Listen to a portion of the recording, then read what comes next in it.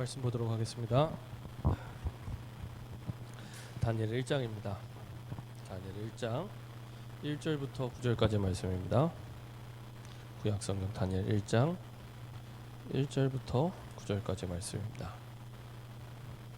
다니엘 1장 1절부터 9절까지 말씀입니다.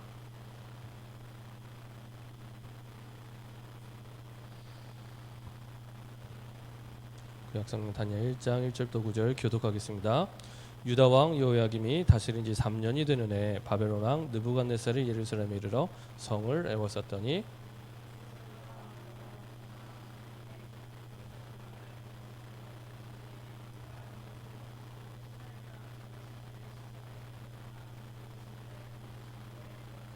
왕의 환관장이 아스브라스에게 말하여 이스라엘 자손 중에서 왕족과 귀족 몇 사람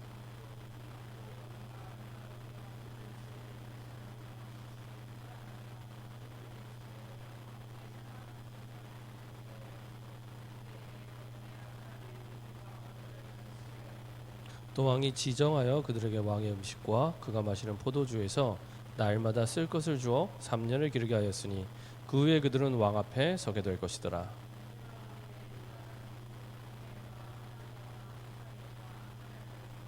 환관장이 그들의 이름을 고쳐 다니엘은 벨드사살이라 하고 하나냐는 사드락이라 하고 미사엘은 메삭이라 하고 아사랴는 아벳느고라 하였더라.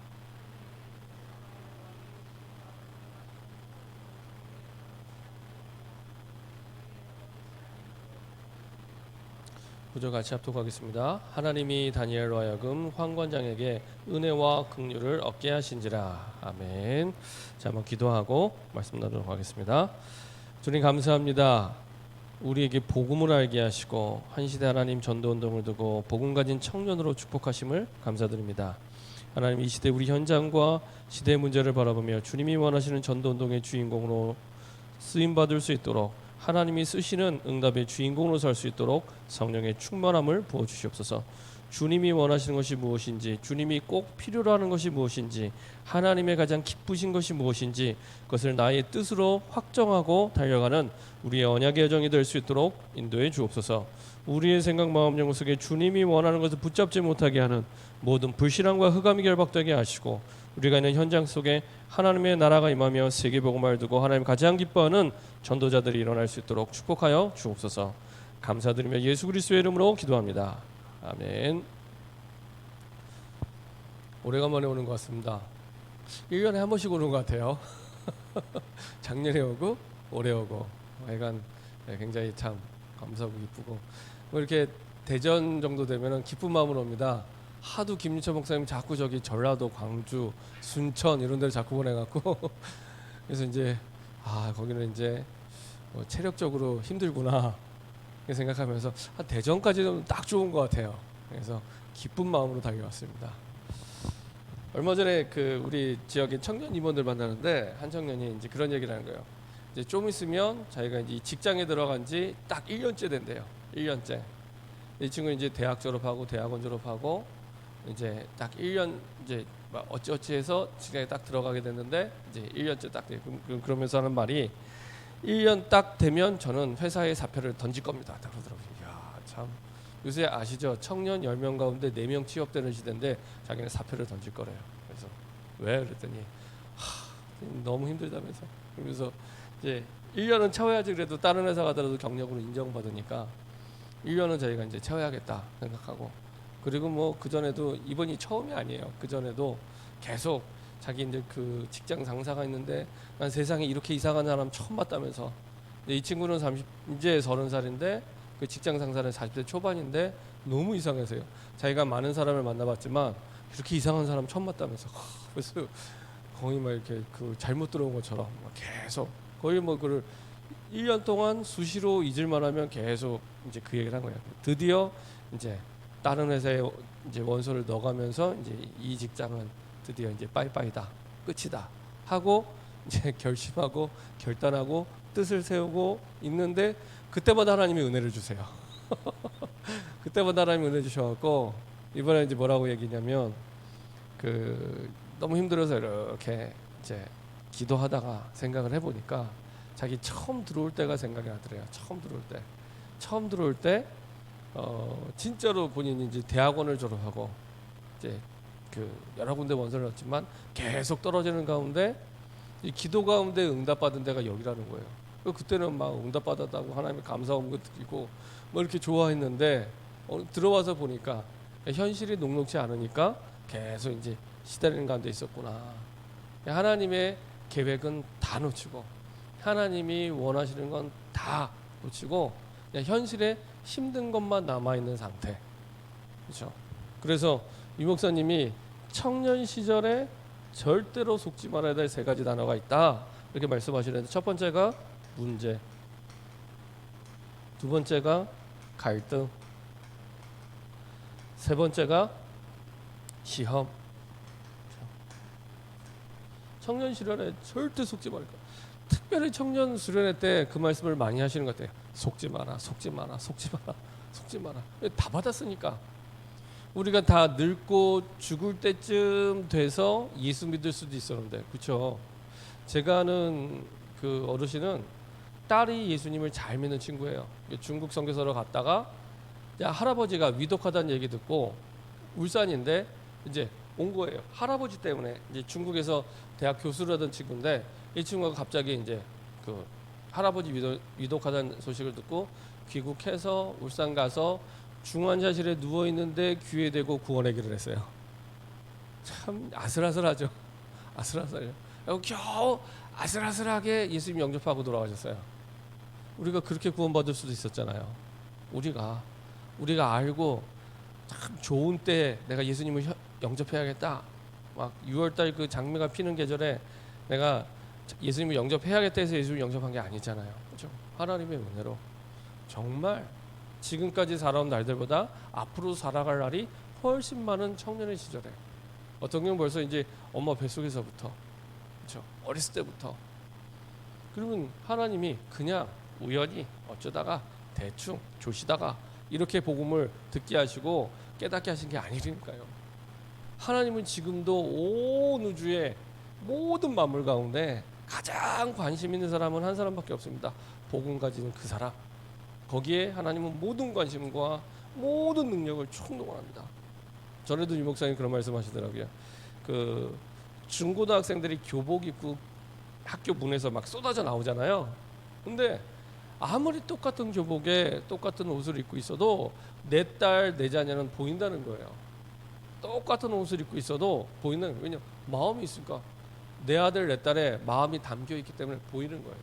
하나님의 마음은 다른 데 있는 게 아니라니까요. 내 자녀, 복음 가진 내 자녀에게 모든 관심과 생각이 다 있습니다. 근데 많은 사람들이 문제 아닌데 문제 때문에 고민하고 갈등하고 어려움 당하는. 그래서 문제가 아니라 이미 요한복음 19장 30절 십자가에서 완전히 우리 인생 모든 문제를 끝내셨습니다. 끝. 문제가 왔을 때 한 글자만 기억해도 돼요. 끝. 복음 박혀 있으면 이거 그 문제 때문에 망해야죠. 망해야 되는데 복음 안에 있으면 끝. 일단은 거기에 대한 답이 안 내려지면 그때부터 이제 모든 인본주의를 총동원합니다.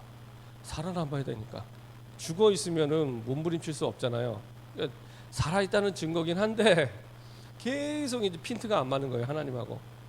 일단은 시작은 끝. 그럼 와 있는 문제는 문제가 더 이상 아니거든요. 문제가 아니고 진짜 문제는 뭐냐? 문제라고 바라보는 그 영적 상태. 다시 말하면은 진짜 문제와 가짜 문제를 구분하지 못하는, 분별하지 못하는 그 영적 상태가 문제입니다. 우리가 이제 계속 2013년도부터 이렇게 집중 훈련을 하잖아요. 집중 훈련의 목적이 뭐냐면 우리의 영적 상태를 바꾸는 겁니다. 응답을 다 받았는데, 다 주셨는데 그거를 응답을 하나도 못 누리니까 그 응답을 못 누리는 영적 상태를 바꾸는 게 집중 훈련의 목적입니다. 문제 아닌데 문제 끝났다고 하는데 이게 안 믿어지는 영적 상태. 그러니까 문제 아닌데 자꾸 문제 삼는. 문제가 없다가 아닙니다. 문제는 있어요. 문제 있는데 없다 그러면 안 되죠. 문제 있어요. 있는데 그 문제와 나와 상관이 없다니까요. 이 선풍기가 있는데 선풍기가 일단은 이제 크리스찬 교회 거겠죠. 그죠? 주인이 예를 들면 그럼 이게 고장 났다고 막 내가 슬퍼하고 힘들어하고 고민하고 어디서 고칠까 막 걱정하고 그럴 일이 있겠습니까? 없겠습니까? 혹시 이게 고장 났더니 잠도 못 자고 막 이런 일이 있을까요? 없을까요? 없어요. 영원히 없어요. 제가 왜 이것 때문에 고민하고 낙심하고 막 고칠 걸 찾고 막 그러는. 물론 제가 좀 착하기 때문에 이제 찾아달라고 하면 이제 찾긴 하겠죠. 근데 이것 때문에 내가 잠 못 자고 힘들어할 이유가 1도 없습니다. 내 거 아닌데요. 예수님을 영접하면서 주인이 바뀌었습니다. 주인이 바뀌었습니다.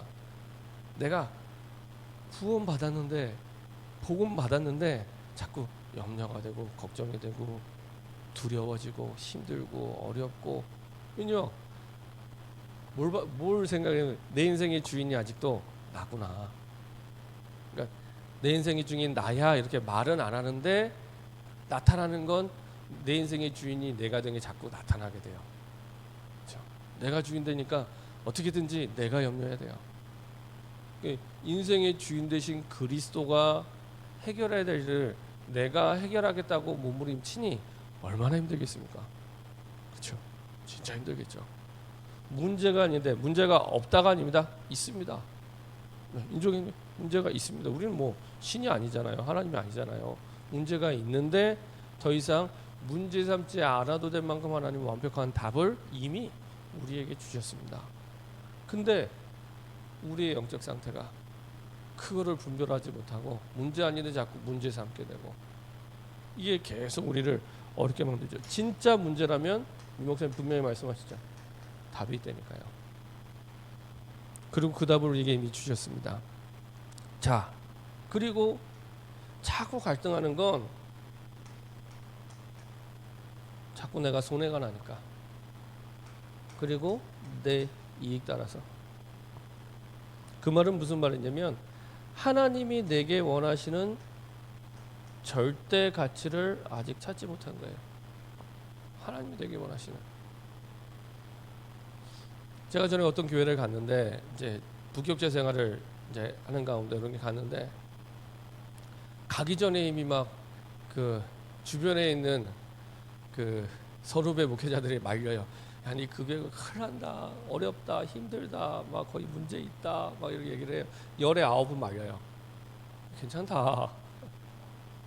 이제 하나님이 주신 확신도 있었고 그 다음에 하나님 주신 분명한 답도 있었기 때문에 괜찮다 하고 갔는데 역시나 문제가 없는 게 아니라 있어요. 문제 때문에 뭐 교인들도 많이 떠나고 움직이고 막 그러세요. 근데 저와는 상관이 없습니다. 저와는 아무 상관없습니다. 그 교회 있으면서 진짜요 1도 시험에 들지 않았습니다. 많은 사람들이 시험 들어서 떠났어요. 근데 저랑은 상관이 없어요. 왜냐? 제가 저에게 있는 제가 가장 중요하게 하는 절대 가치는 전도운동이기 때문에 잘 살펴보면은 전도운동과 아무 상관없어요. 전부 손해 이익. 여기에 걸려서 자꾸 갈등하는 거예요. 내 마음에 안 드는 거예요. 내 마음에. 복음 때문이 아니라 내 마음에 안 들고 내 틀에 안 맞는 거예요. 내 틀에. 학교 선생님은 학교 선생님의 틀을 가지고 생각하고 판단하고 결정하거든요. 저희 교회 학교 선생님 한 분 계시거든요. 학교 선생님 은퇴하신 분. 남편도 학교 선생님, 교장 선생님 하다 은퇴하신 분. 이분도 초등학교 선생님 하다 모든 생각이 학교 선생님의 틀, 눈높이. 말투도 학교 선생님이에요. 은퇴를 하셔서 70대 지금 후반이 넘으셨는데 말투도 똑같은 장로님들 보여도 거의 모임분들 가운데 선생님이에요. 선생님, 학교 선생님. 그래서 야 이게 법관은 교회 와서도 법관이라 딱 자기 틀 그거랑 안 맞는 거예요. 이건 복음도 아니고 진리도 아니고 아닌데 그렇죠? 근데 어디에 많이 속냐면 이게 막 그 객관적이고 논리적이고 합리적이고 이거 많이 속아요. 물론 참고해야 됩니다. 우리가 비합리가 되면 안 되고 비논리가 되면 안 되잖아요. 근데 복음은 초논리예요. 초합리예요. 그걸 무시하는 게 아니라 그 넘어 있습니다. 근데 객관적이고 합리적이고 논리적인 건 복음이 아닙니다. 그 말은 참고는 해야 되는데 기준이 되면 안 됩니다. 그렇죠? 근데 많은 사람들이 저도 교회 오래 다녔거든요. 4살 때부터 다녔으니까 40년 좀 넘게 다닌 것 같아요. 너무 많은 사람들이 막 맞는 말을 해요. 맞는 말을 하는데 나중에 지나고 나서 보면은 복음도 아니고 성경도 아니에요. 말은 맞는데, 그렇죠? 그럼 말은 맞는데 복음도 아니고 성경도 아니면 시간 맞는 말을 들었는데 힘이 빠져요. 이상하죠. 맞는 말을 들었는데 힘이 빠져요. 올바른 복음의 내용이라면 저 얘기를 들으면 힘이 나야 돼요. 그렇지, 예수는 그리스도, 모든 문제 끝났는데 믿으면 되는데, 이게 막 힘이 나야 되는데 그게 안 나요. 한참 듣는데 막 힘 빠지고 어떡하지? 더 염려 생기고, 복음도 아니고 말씀도 아닙니다. 근데 거기에 다 이익과 손해, 진짜 하나님이 원하는 절대 가치를 발견을 못하는 거예요. 진짜 하나님이 원하시는 절대 가치를 발견 못하는 거예요. 그러면 계속 속게 만들어요. 계속 너무 많이 속아요. 중직자들도 너무 많이 속아요. 아닌데 못 버려요. 손에 딱 이렇게 틀 이렇게 딱 됐는데 여기 조금 벗어나면은 틀린 거예요. 틀 안에 있어야지 맞는 거예요. 이렇게. 그게 이제 해결이 안 되면 나중에 막 교회를 떠나게 되고, 가슴 아픈 거, 이렇게 교회를 떠나게 되면 후대가 죽어요. 후대가 죽어요. 그래서 참 그렇게까지 하면서도 나를 못 버리는구나. 시험은 보통 영어 단어로 두 가지를 보통 얘기합니다. 보통 템테이션과 테스트를 얘기하는데, 템테이션 보통 이렇게 유혹이라고 합니다. 유혹. 그러니까 하나님이 우리를 유혹하려고 주시는 시험이 아니라니까요. 그 템테이션은 망하게 하는 시험이 템테이션이고, 하나님이 우리에게 주신 시험은 테스트 아시죠? 학교에서 시험 보는 거, 실력 향상을 위한 테스트. 세계복음화의 그릇으로 우리를 키워주시기 위한 테스트. 복음 안에 있는 우리에게는 지금부터 죽는 그날까지 모든 시험은 테스트입니다. 테스트. 세계복음화를 두고 하나님이 우리에게 미래 준비된 그릇으로, 세계복음화의 준비된 그릇으로 하나님이 인도하시는. 그래서 조금만 질문해 보면 됩니다. 하나님이 지금 내가 있는 현장과 현실 속에서 꼭 필요로 하시는 게 뭘까? 내가 필요한 거 말고, 지금 내가 당장 원하는 거 말고 하나님이 꼭 필요로 하는 게 뭘까? 오늘 본문의 다니엘이 그거를 제대로 발견한 거예요. 포로로 끌려가서 나라가 망했는데 하나님이 꼭 필요한 게 뭘까? 이거를 제대로 발견했습니다. 그래서 조금만 마음에 담고 여러분들이 이제 하나님의 나에게 원하시는 그 뜻을 확정하고 여러분들이 시작하고 인도받으면 됩니다. 하나님이 원하시는 그 뜻을 확정하고 인도받을 때 하나님이 나머지 모든 것들을 다 책임져 주십니다. 첫 번째로 다니엘은 하나님의 뜻 이전에 실패 이유에 대해서 정확히 깨달았어요. 실패 이유에 대해서. 오늘 보니까 다니엘 1장 8절에 이렇게 말씀하고 있죠. 다니엘 1장 8절에 다니엘은 뜻을 정하여, 어떤 뜻을 정하냐, 왕의 음식과 그가 마시는 포도주로 자기를 더럽히지 아니하리라 하고, 자기를 더럽히지 아니하도록 환관장에 구하니. 아니, 왕의 음식은 얼마나 맛있는 음식이겠어요. 이 당시 왕이 이 느부갓네살이 어마어마한 왕이거든요. 120도를 다스리는 그 당시 최고의 왕이에요. 지금 여기 그 미국의 대통령, 그렇죠? 트럼프 대통령 같은 그런 위치예요. 얼마나 어마어마한 맛있는 음식들, 기름진 음식들을 잘 먹겠습니까? 근데 그 자기를 더럽히지 않는다? 이게 뭔 말이냐면 이 왕의 음식은 우상에게 바쳐진 음식입니다. 그 당시 이 느부갓네살은 얼마나 대단한 사람이었냐면 10대 때 이미 전쟁터를 누빈 전쟁의 영웅입니다. 10대 때 그냥 학교 짱이 아니라 목을 걸고 싸워야 되는 전쟁터에서 싸워서 이긴 전쟁의 영웅입니다. 그리고 25살에 왕이 된 거예요. 어마어마하죠. 일단은 25살이다 넘어 보이긴 하는데 25살에 왕이 됐다니까요. 그러니까 이 얼마나 대단한 왕입니까? 25살에 120도를 다스리는 왕이 된 거예요. 중국이 34개 뭐 특별시 자치구 성으로 되어 있는데 120도. 그러니까 대단하죠. 근데 이제 중요한 건 이 사람의 생각입니다. 어떤 생각을 갖고 있냐면 내가 이렇게 젊은 나이에 성공을 하고 승리했던 것은 다른 게 아니라 내가 섬기는 그 신이 나를 돌봐줬기 때문에. 그래서 여기서 주는 그 음식은 뭐냐면 자기가 우상 숭배하고 제사 때 썼던 음식을 주면서 단순히 음식만 준 게 아니라 여기에 자기의 사상을 담아서 준 거예요. 사상을. 너희들도 이거 먹으면서 이 신을 섬기면 나처럼 성공할 수 있어 라는 의미가 담기는 겁니다. 그렇죠? 이 음식을 어떻게 먹을 수가 있겠어요? 이것 때문에 이스라엘이 망했는데. 근데 세상이 지금 우리 청년들 대학생들을 이렇게 유혹한다니까. 이렇게 하면 성공할 수 있어 라고 세상의 방법들을 계속 달콤하게, 복음의 방법이 아니라 하나님의 방법이 아니라 이렇게 하면 성공할 수 있어, 이렇게 하면은 돈 많이 벌 수 있어, 이렇게 하면 능력 있는 사람이 될 수 있어 라고 계속 세상의 방법을 가르치잖아요. 똑같습니다. 다니엘은 이 음식을 먹을 수가 없었습니다. 나라가 망한 분명한 이유를 알았기 때문에, 딴 것 때문이 아니라 우상 때문에. 그래서 그 재물을 먹을 수가 없죠.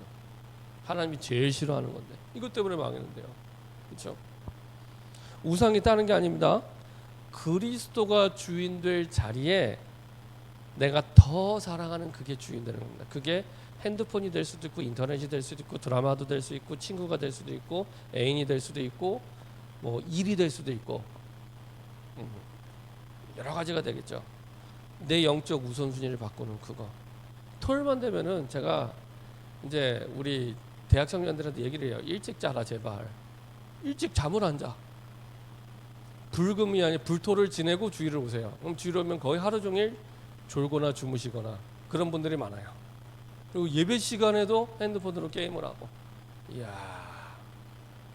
그러면 나중에 너 앞으로 모델 되면 자기는 신학교 갈 거라고 이런 식으로 이런 랩런트도 있고요.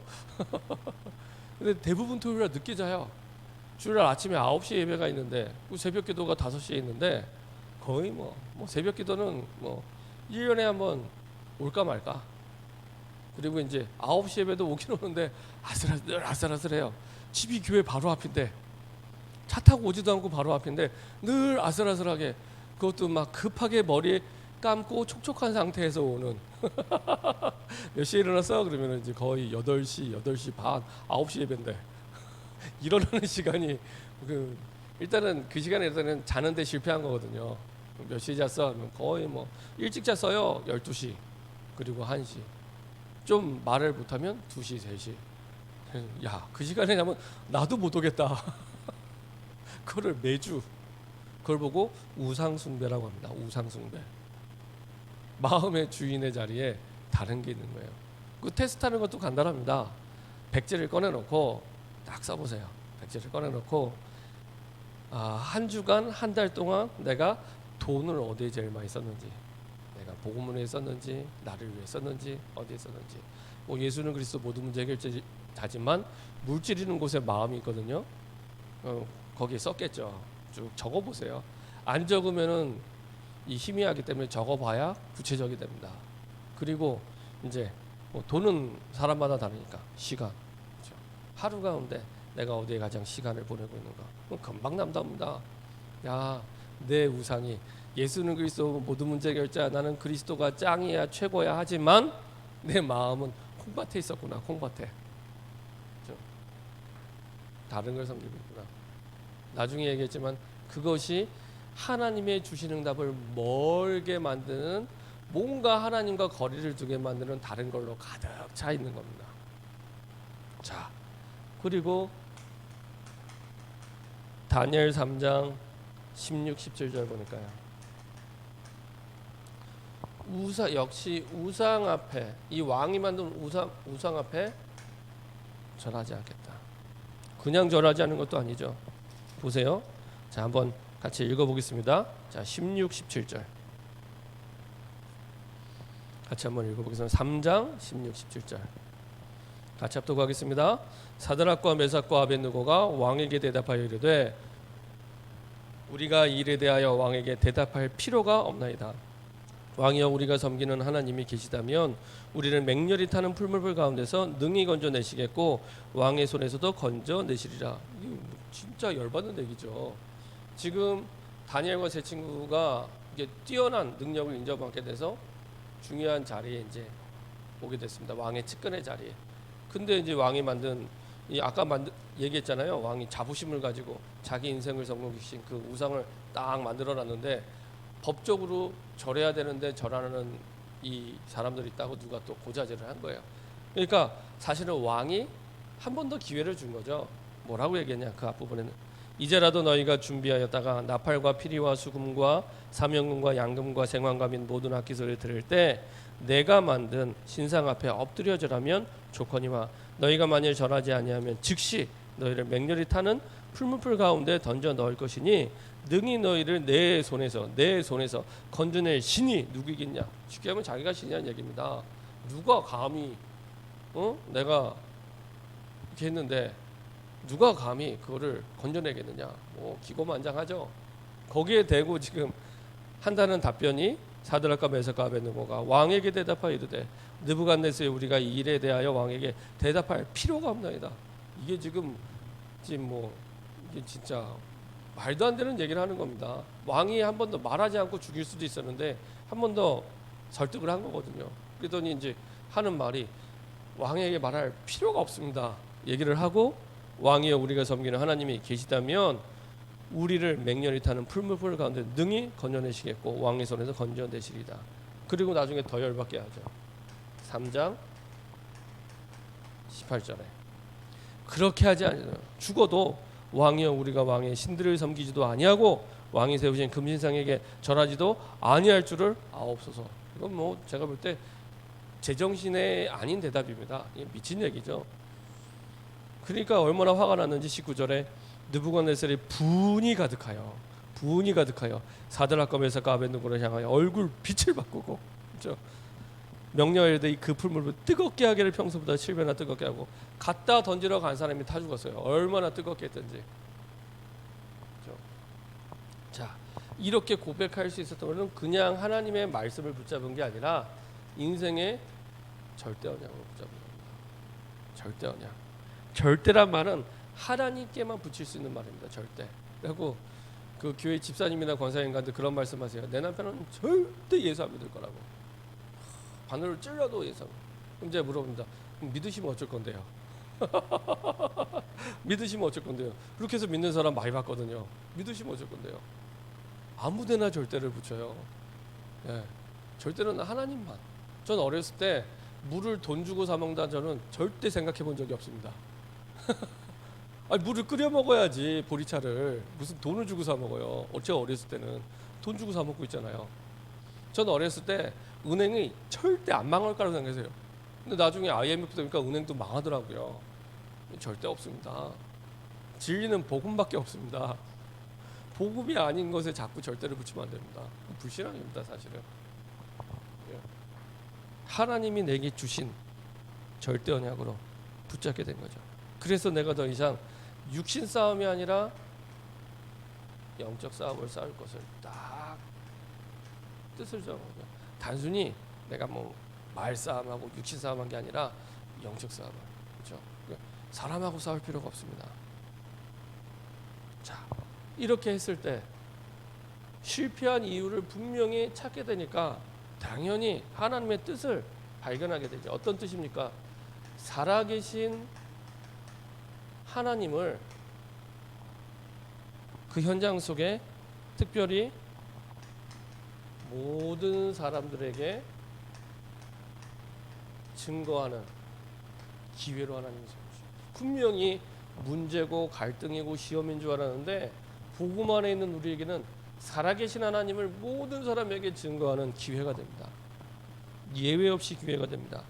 그래서 환관장과 120도의 장관들과 그리고 왕들 앞에서 살아계신 하나님을 나타내게 되죠. 자, 우리가 3장을 봤는데요. 자, 풀무불에 들어갔다가 나왔죠. 자, 27절에 한번 보겠습니다. 다니엘 3장 27절. 지금 다 모여서 본 거죠. 같이 합독하겠습니다. 총독과 지사와 행정관과 왕의 모사들이 모여 이 사람들을 본즉 불이 능히 그들의 몸을 해하지 못하였고 머리털도 그을리지 아니하였고 겉옷빛도 변하지 아니하였고 불탄 냄새도 없었더라. 완벽하게 하나님이요. 완벽하게. 그걸 들은 게 아니라 이 사람들 앞에서 보게 하셨어요. 와, 진짜 하나님이 살아계시구나. 그래서 뒤에 보면 느부갓네살이 그 기고만장한 자존심 센 왕이 고백을 합니다. 느부갓네살이 말하여 이르되 사드락과 메삭과 아벳느고의 하나님을 찬송할지로다. 참 금방 바뀝니다. 그가 그의 천사를 보내사 자기를 의뢰하고 그들의 몸을 바쳐 왕의 명령을 거역하고 그 하나님밖에는 다른 신을 섬기지 아니하며 그에게 절하지 아니한 종들을 구원하셨도다. 참 이렇게. 그리고 그 다니엘과 세 친구처럼 포로로 끌려온 동료들이 있습니다. 다니엘 1장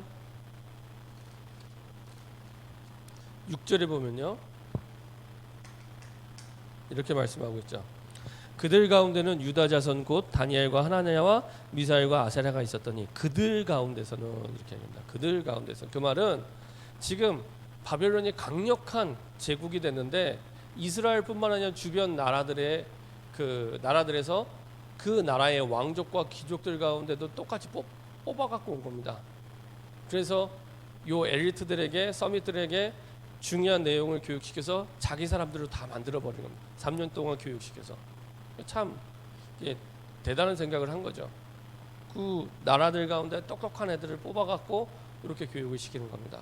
지금 3단체나 사실은 그런 사람들이 지금도 그렇게 하고 있습니다. 그들 가운데서도 하나님이 이 증거를 보여주시죠. 뿐만 아니라 이 포로로 끌려온 그 나라들, 그 국가들에게도 영향을 미치게 하시죠. 그 말은 하나님이 단순히 내 문제 갈등 시험인 줄 알았는데 하나님은 내 삶에서 이런 전도와 선교의 응답을 맛보게 하셔서 결국에는 세계복음화까지. 그렇죠? 지금 여기에 황관장, 120도의 장관들, 왕들, 포로 동료들, 그리고 나라들까지, 이거는 지금 다니엘과 세 친구의 삶의 현장에 있는 그 현장에 있는 사람들입니다. 근데 거기서 주신 응답이 결국에는 세계복음화까지 연결됩니다. 이게요, 사도행전하고 흐름이 똑같습니다. 처음에 마가다락방에 있는 사람들이 지금 막 다른 나라로 전도하러 간 게 아니잖아요. 처음에는 마가다락방에 모였는데 15나라의 사람들을 오게 하시죠. 사도행전 2장 9절부터 12절 오게 하셔서 복음을 듣게 하고 그 가운데 로마에도 복음이 증거되고 구석구석 복음이 증거되는 전도의 문이 됩니다. 지금 여러분 있는 직장, 삶의 현장이 바로 세계복음화의 중요한 문이 되는 아주 중요한 현장에 지금 하나님이 있게 하신 겁니다. 그래서 세계복음화는 어디 먼 데 가서가 아니라 지금 내가 있는 현장. 그렇죠?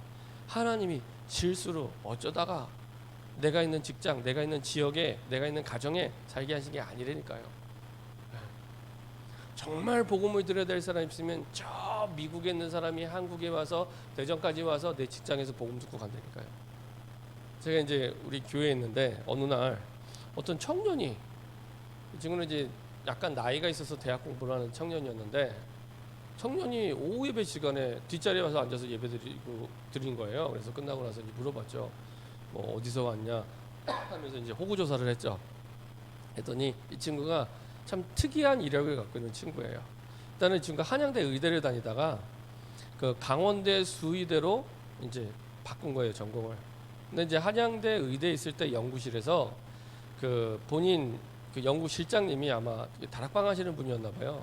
근데 그분이 이제 다락방을 그 연구실에서 하는데, 이 친구가 워낙 이제 날라리 같고, 그러니까 너는 저기 강원도 원주에 원주 임마누엘께 가야지 너는 치유될 수 있어, 이런 식으로 얘기한 거예요.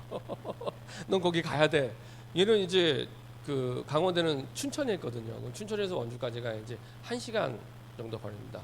근데 자기는 춘천에 있는 교회 다니고 싶은데 그 실장님이 너는 저기 있는 원주에 있는 거기 가야 돼. 얘가 그 자기가 어쩔 수 없이 그렇지 않아도 붉은 불토를 보내고 아침 늦게 일어나서 겨우 차 끌고 원주에 와서 예배자리에 앉는 거예요. 근데 나중에 보니까 이 친구가 이제 전에는 리듬 체조 선수 국가대표도 하다가 의대도 갔다가 그것도 때려치고 또 수의대 갔다가 또 언제 때려칠지 모릅니다. 그리고 알고 보니까 국적은 또 미국인이에요. 한국인인데 몸은 한국인인데 미국에서 태어났어요. 그 집은 서울이고 학교는 강원 이제 춘천이고 교회는 원주로 온 거예요. 복잡하죠. 그래서 하나님이 여기까지 해서 복음을 듣게 하시는구나. 하나님이요. 지금 있는 그 여장에 세계 복음화의 중요한 응답을 누리도록. 자, 이때 나타나는 응답의 결과들입니다.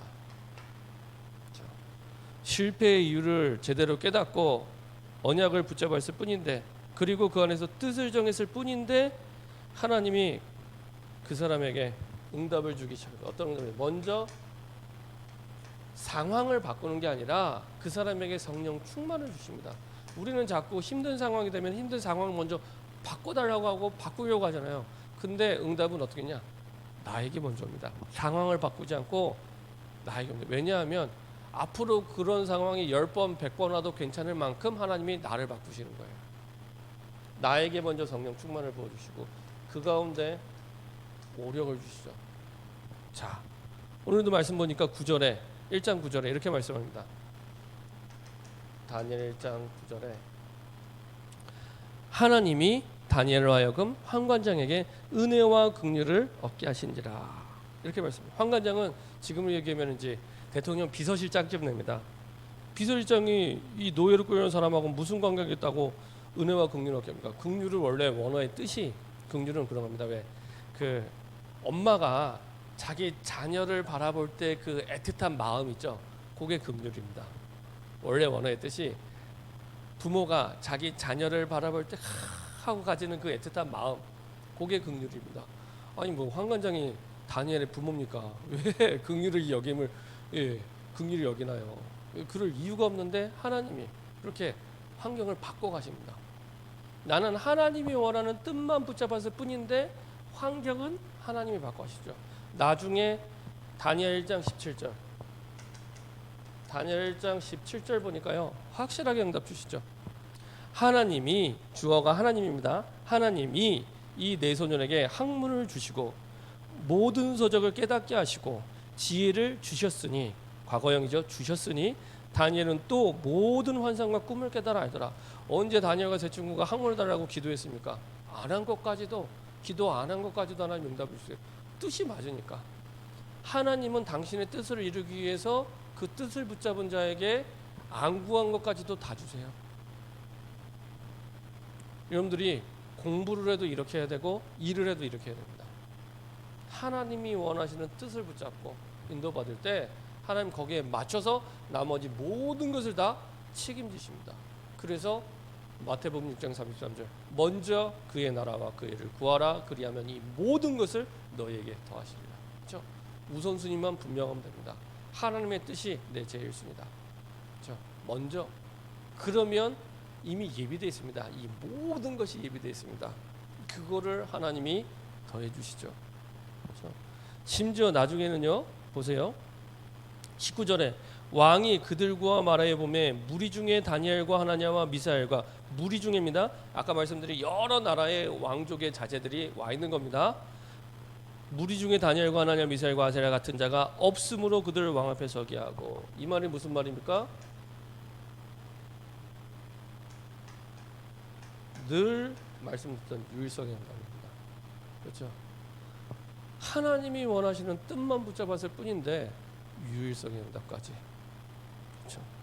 20절에는 왕이 그들에게 모든 일을 묻는 중에 그 지혜와 총명이 온 나라 박수와 술객보다 10배나 더한 줄 아냐? 아닙니다.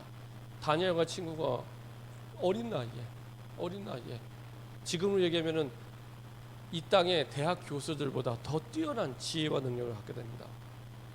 어마어마하죠. 이런 응답들.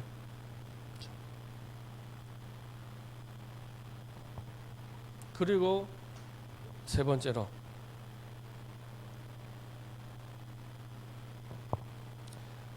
내가 있는 현장 속에서 이제는 내가 전도제자의 응답을 누리게 되죠. 그래서 하나님께서는 이 다니엘과 세 친구를 통해 모든 현장을 살리는 응답의 주인공으로 서게 하십니다. 영적 서밋으로 서게 하셔서 모든 영의 응답 받을 때 어느 정도로 응답 받았냐? 나중에 다니엘은 4명의 왕을 섬기는 총리가 되죠.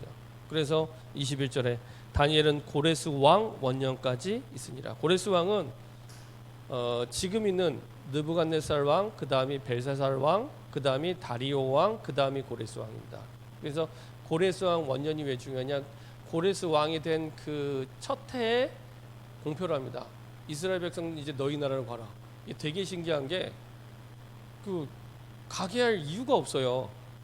근데 하나님의 딱 약속대로 70년 뒤에 딱 하나님 보내십니다.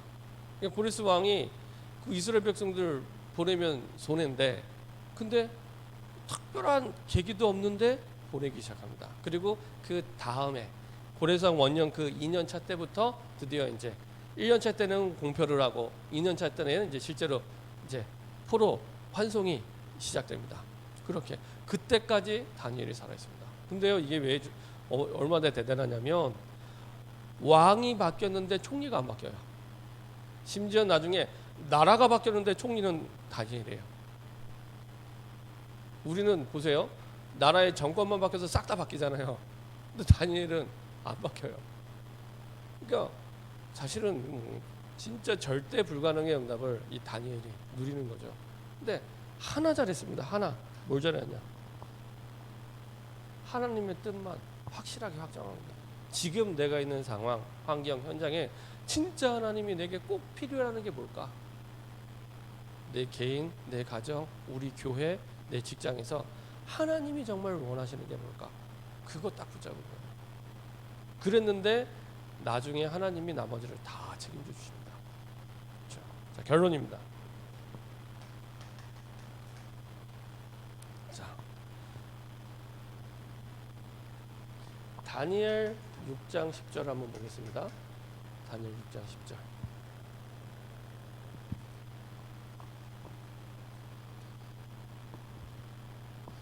다니엘 6장 10절입니다. 같이 한 목소리 합독하겠습니다. 다니엘이 이 조서의 왕의 도장이 찍힌 것을 알고도 자기 집에 돌아가서는 윗방에 올라가 예루살렘을 향한 창문을 열고 전에 하던 대로 하루 3번씩 무릎을 꿇고 기도하며 그의 하나님께 감사했더라. 제일 중요한 단어, 전에 하던 대로. 평상시에 하나님을 바라보는 서밋 타임을 다니엘은 분명히 갖고 있었습니다. 나중에 다니엘이 서밋이 됐잖아요. 그렇죠? 서밋이 될 거기 때문에 딱 서밋 타임을. 그래서 평상시에 갑자기 조서의 여인이 찍힌 줄 알고도, 죽을 줄 알고도 갑자기 급하게 살려달라고 기도한 게 아니라 그 조서의 여인이 찍힌 줄 알고도 보란듯이 예루살렘을 향하여 창문을 열고, 지금 시기에 창문 닫고 숨어서 기도해야 되는데 창문을 열고, 그리고 하루 3번, 한 번도 아니고 3번. 나 같으면 이렇게 지금 누가 나를 보면 어떻게 하지, 그냥 한 번의 기도 다 끝내야겠다 이렇게 했는데 늘 하던 대로 하루 3번 살려달라고 기도한 게 아니라 감사함으로. 그렇죠? 그 말은 전에 하던 대로 평상시에 내가 어떤 기도를 드리는 게 굉장히 중요합니다. 그래서 그 중에서도 나의 첫 시간, 마지막 시간, 이 시간들을 놓치지 말아라. 그렇죠? 여러분들 아침에 눈 떴을 때 첫 번째 시간, 그리고 특별히 첫 생각, 그리고 마지막 생각. 그렇죠? 전에 한번 유목사님이 그 집중훈련 때 오신 장로님이 한 분 계시는데, 이분이 이제 훈련 진행하는 부분 때문에 한동안 유목사님과 이렇게 그 동선이 겹치면서 한 번은 광주에서 공항에 한 2-3시간 같이 계실 때가 있었대요.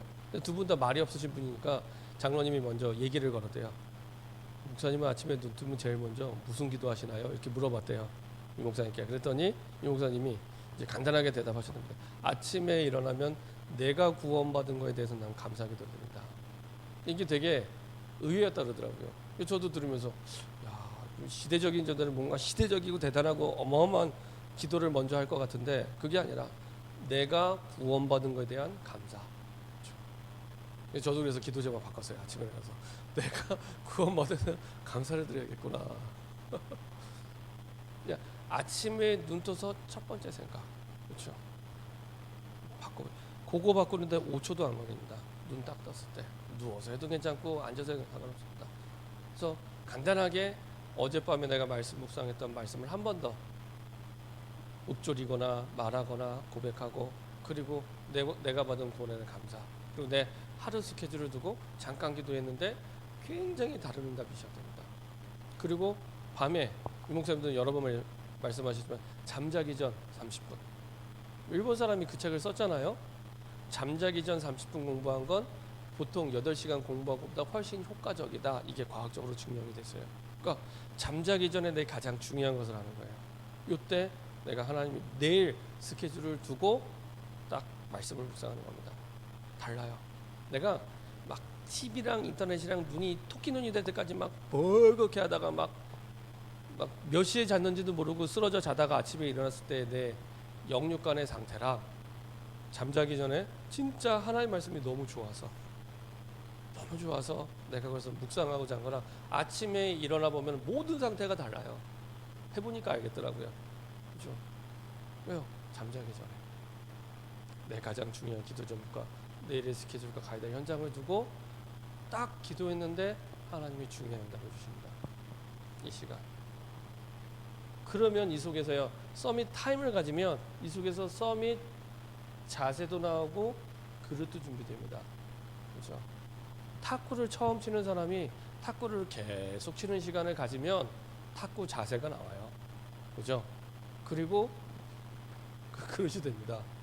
그렇죠? 그래서 그 전에 그것도 미국 사람인가요? 1만 시간의 법칙.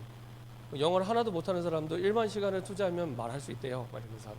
그건 당연하긴 한데 유튜브에 보면은 하루 12시간씩 영어를 해서 2달 만에 뭐 말문이 트였어요 하면서 막 하는 사람도 있더라고요. 여튼 서밋 타임을 가지면 자세가 나오고 그릇도 나옵니다. 따라옵니다. 자, 두 번째. 자, 우리가 지금 전도학교에 모였죠. 그러면은 우리 전도학교는 전도의 플랫폼입니다. 그렇죠? 이 대전과 중부권의 청년 전도 운동을 위한 플랫폼입니다. 그러면은 전도를 두고 진짜 전도 운동이 무브먼트가 일어날 수 있도록 기도하세요. 근데 이게 서밋함을 가지면 어떤 응답이 오냐면 하나님의 말씀과 사실은 내 삶이 균형을 이루게 됩니다. 하나님의 말씀과 내 삶이 균형을 이루게 됩니다. 그러면 이제 그때부터 진짜 응답이 오기 시작합니다. 그러면서 내 업이 전도의 방향을 맞추면 단순히 전도가 아니라 전도 운동이 됩니다. 지금부터 내가 그냥 일하는 것이 아니라 진짜 세계복음화 때문에 전도와 선교를 두고 방향을 맞추는 거예요. 방향만 맞춰도, 뜻만 세워도 일은 누가 하시냐? 하나님이 하십니다. 그렇죠? 저도 어렸을 때 이렇게 쭉 교회를 다니면서 청년들 가운데 직장을 다니는데 진짜 그 직장이 전도의 장으로 응답받고 인도받는 걸 거의 본 적이 없습니다. 전도의 장으로. 그렇죠? 여러 가지 많은 이유가 있어요. 근데 진짜 중요하게 응답받을 시기에 중요한 축복들을 다 놓치게 됩니다. 그렇죠? 방향만 맞춰도 사실은 그렇게 응답을 받게 되죠. 그래서 전도의 플랫폼으로 응답받을수록 나중에는 현장 속에서 사실은 전도운동을 위한 전도의 플랫폼, 지교회들이 세워질 수 있도록, 중요한 황금어장마다 전도운동하는 청년 지교회들이 세워질 수 있도록, 그렇죠? 현장마다 전도운동하는 청년 지교회들이 든든히 서는 만큼 전도학교도 든든하게 세워져 갑니다. 그래서 하나하나, 그렇죠? 중요한 그 시작, 가장 중요한 키는 하나님이 원하시는 뜻을 확정하는 겁니다. 다니엘서 증거 이거죠. 뜻을 정한 첫날부터 하나님이 응답받기 시작합니다. 그 구절에 보면은 이제 하나님이 다니엘로 하여금 황건장에게 은혜와 공을 얻게 하신 자를 있는데, 다른 번역 성경에 보면은 이게 그때에 요게 들어가요. 그때에. 그러니까 다니엘이 8절에 보면 뜻을 정한 그때에 하나님의 은혜와 공을 얻게 합니다. 다니엘이 나중에 다니엘 10장 10절부터 20절 보면은 뜻을 정한 첫날부터 하나님이 천사를 보내셔서 역사하신 것처럼, 그렇죠? 여러분들이 오늘이라도 뜻을 정하면 하나님은 오늘부터 역사하기 시작합니다. 그렇죠? 하나님 한 번도 우리에게 능력이나 수준을 요구하신 적이 없습니다. 능력이나 수준을 요구하신 적이 없습니다. 우리는 대부분 안 된다, 못한다, 할 수 없다라고 할 때 대부분 그 기준이 능력, 수준 이런 거거든요. 아닙니다. 하나님 우리의 마음을 원하시고 하나님이 원하시는 그 뜻을 붙잡기 원하십니다. 그러면 됩니다. 그러면 연약하면 강하게 하시고요, 부족하면 채워주셔서 IQ 낮으면 IQ도 높여주시고, 진짜로 아까 우리 말씀 봤잖아요. 17절에 하나님이 내 소년에게 학문을 주시고 모든 서적을, 책 몇 권 깨달은 게 아니라 모든 서적을 깨닫게 지혜를 주시고, 그리고 또 모든 환상과 꿈을, 다니엘은 특별히 모든 환상과 꿈을 깨달아 알도록 특별한 은혜와 지혜를 주시죠. 구하지도 않았는데 뜻이 맞기 때문에. 그래서 여러분들이 정말로 이 코로나 재앙 만난 시대에 하나님의 중요한 뜻을 붙잡고 새로운 전도자의 여정과 언약의 여정을 시작하는 청년 전도 운동의 주인공 되기를 소원합니다. 기도하겠습니다. 하나님 감사드립니다. 하나님의 은혜 속에서 우리를 구원하시고 자녀 삼아 주시고 하나님이 원하시는 뜻을 붙잡고 인도받는 축복의 자리에 그 대열에 서게 하심을 감사드립니다. 이제 먹든지 마시든지 무엇을 하든지 하나님 앞에서 우리를 구원하신 하나님 원하는 뜻을 붙잡고 달려가는 언약의 여정의 시작이 될 수 있도록 축복하여 주옵소서. 감사드리며 주 예수 그리스도의 이름으로 기도합니다.